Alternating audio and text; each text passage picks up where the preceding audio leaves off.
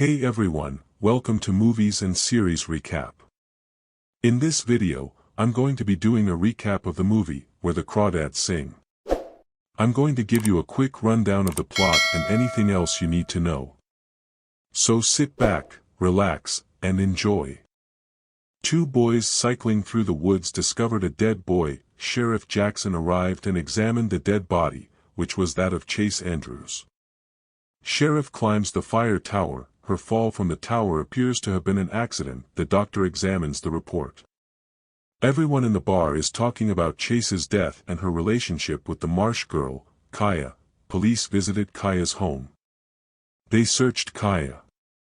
Kaya fled in a boat and swam in the water, but she was apprehended by police and taken to jail. Tom Milton appears as her lawyer. He talked with her. Kaya started telling him about herself. In 1953 she was a child and lived with her family. His father was a crazy man. He beats the entire family.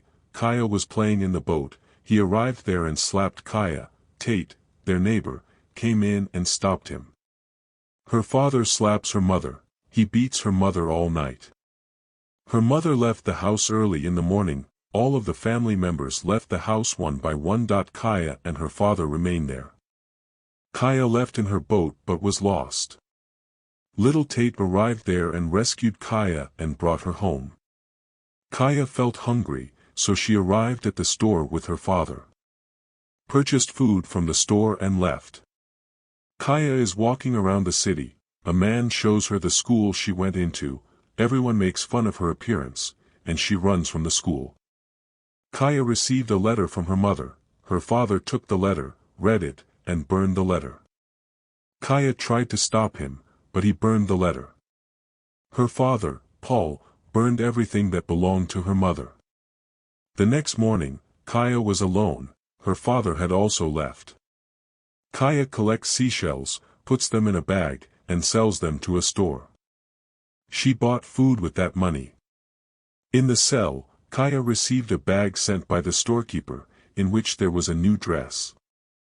In the courtroom, everybody judges Kaya by her appearance.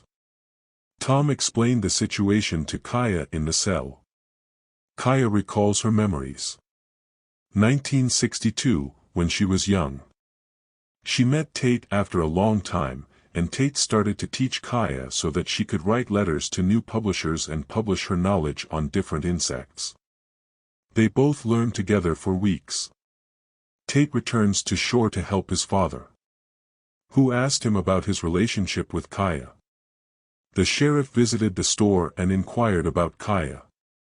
Kaya and Tate walked in forests and talked. They both felt in love and kissed each other. They both swim together and spend time together. Tate celebrated Kaya's birthday. She cuts the cake.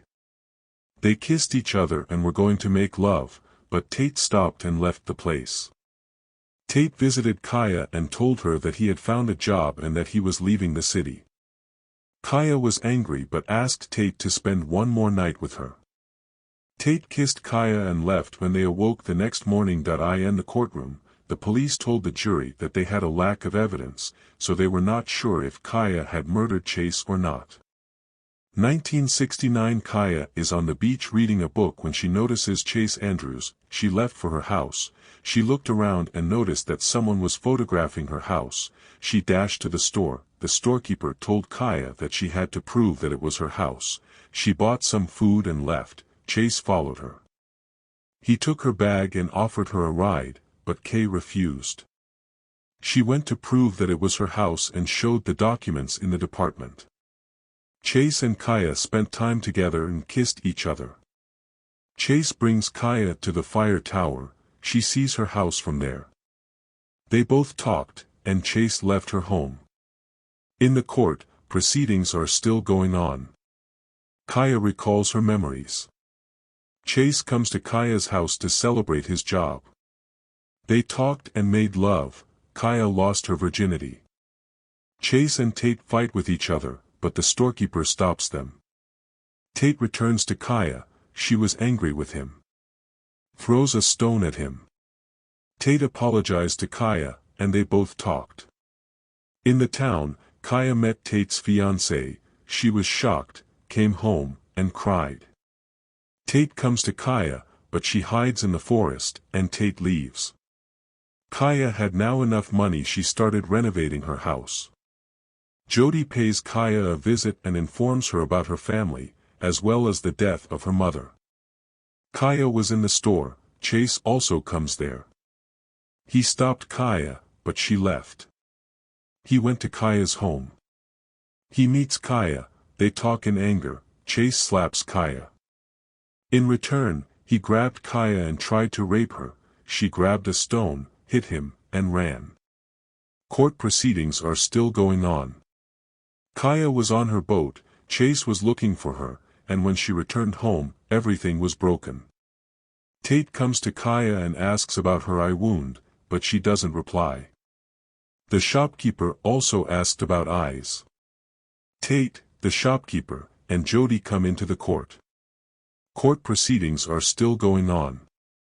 Miss Price recorded her statement that she saw Kaya on October 29 at a bus station near a hotel. Kaya was there to meet her publishers. Her publisher was in court. He stated that she was a very nice lady. She was with them, they had dinner together and talked about their book. In the cell, Tom explained everything to Kaya. In court, the other lawyer said that it was possible for Kaya to leave the hotel and give a murder chase, but Tom argued. Everyone is waiting outside the courthouse for the jury's decision. The jury gave their verdict, and Kaya was not found guilty. Jody takes Kaya home. Tate paid Kaya a visit, explained everything, they kissed, and they began making love. Kaya's family also visited her. Tate and Kaya grew old. Kata sees her mother. She was there to take her with her. Tate discovered Kaya dead in the boat. The next day, Tate discovers Chase's necklace while looking through Kaya's books and realizes Kaya was the murderer. The story ends.